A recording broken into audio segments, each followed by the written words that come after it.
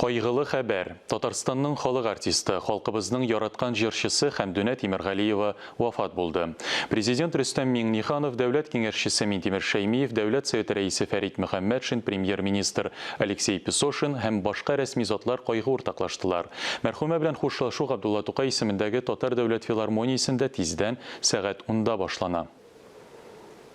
Әзрәк кенә булган гомернең яртысын артка ташларга. Хәмдүнә Сәйдгали кызы Тимергалиева 1949 елда Башкортстанның Брай районы Катлыяр авылында туган. Артист булып киткәнче Уфа элемтә станциясендә эшли. Концертларда да гел катнаша. Иҗатының шешеп аткан чоры 1976-87 елларда Татар дәүләт филармониясендә эшләгән елларына туры килә. Репертуарында меңләп җыр бар. Шулардан 200 татар халык җырлары.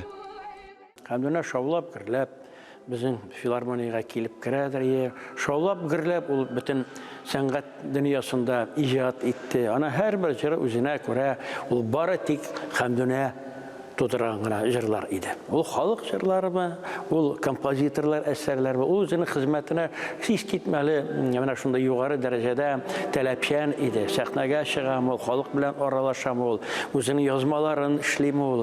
Мин уйлыйм, ул безнең татар халкының күңелендә бик күп еллар әле якты булып, матур булып, Хәмдүнә булып сакланыр. Хәмдүнә Тимергалиева 2019 елда 70 яшьлеген билгеләп узды. Шул уңайдан филармониядә зур концерт бирде. Икенче концертын март айында тамашачыларга җиткерергә планлаштырган иде. Әмма пандемия сәбәпле ул кичектерелде. 12 концертлар залында 2021 елның февраль айында истәмә юбилей концерты дип бәйрәм тамашасын кабат күрсәтергә ниятләгән иде. Әле узган атнада гына легендар җырчы Илһам Шакировка туган төбәге Тукай районының Бүләк авылында бюст ачу тантанасында катнашып килде. Әлбәттә көтелмәгән. Китү бу. Беребез дә уйламады. Ул әле китап чыгарып яшәп ятадыр. Юбилей чараларын дәвам итәдер. Планнары да күп иде. 9 сентябрь көнне Илһам Шакировның бюстын ачкан вакытта Кырыйга алып барып Хәмдүнә апага шундый фикеремне әйткән идем. Илһам Шакировның премиясын булдырдык дип әйткән идем сезгә. Шул Илһам Шакировның анда халыкчан җырчы дигән бер бар премия. Шул премияны Хәмдүнә апа сезгә эшлик әле, сезне шунда тертик әле дип рөхсәтен сораган идем.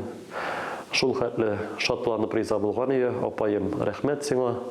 Илһам Шакировны миннән дә яхшы белүче юк. Шуңа күрә ул премияның беренчесен мин алырга тиеш дип дулкынланып, менә шушы үзгән узган атнада гына шушындый сөйләшү булган иде. Буквально бер 3-4 көн.